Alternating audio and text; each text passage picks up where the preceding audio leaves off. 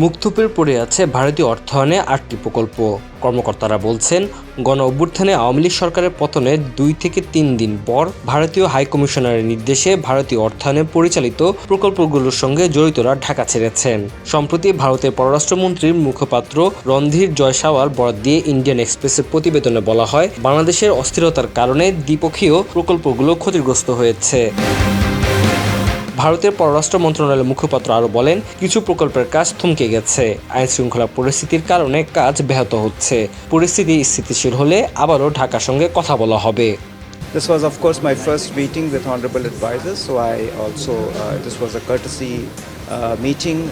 I briefed him about the progress that we have made in some of the projects and our approach moving forward. We also have important interaction in areas like science and technology, which is under his charge, which have been identified by Bangladesh for their own benefit, and we are happy to take them forward. Of course, issues in implementation which we will have to resolve through mutual cooperation, but our approach moving forward is a positive and constructive. ভারতীয় এলওসির আওতায় চলমান ৬টি rail প্রকল্পের মধ্যে শুধু Khulna Mongla rail লাইনের কাজ শেষ হয়েছে। গত বছর তা উদ্বোধন হলেও আনুষ্ঠানিকভাবে কাজ শেষ হয়নি। বাকি ৫ প্রকল্পের কাজ আরও দেরি হওয়ায় আশঙ্কা আছে বলে জানিয়েছে রেলওয়ের কর্মকর্তারা।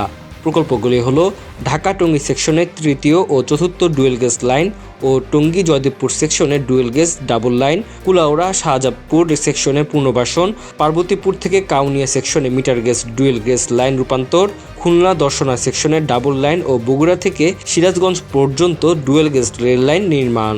বাংলাদেশ রেলওয়ের মহাপরিচালক জানান, রেল প্রকল্পের সঙ্গে জড়িত ভারতীয়রা এখনও ফিরে না আসায় কাজ আটকে আছে। ঢাকা টঙ্গী রুটে ৩য় ও ৪র্থ লাইন তৈরির কাজ যাবতীয় ঠিকাদাররা না থাকায় গত ৩ মাস ধরে বেতন না পাওয়ায় স্থানীয় কর্মীরা চরম সমস্যায় পড়েছেন।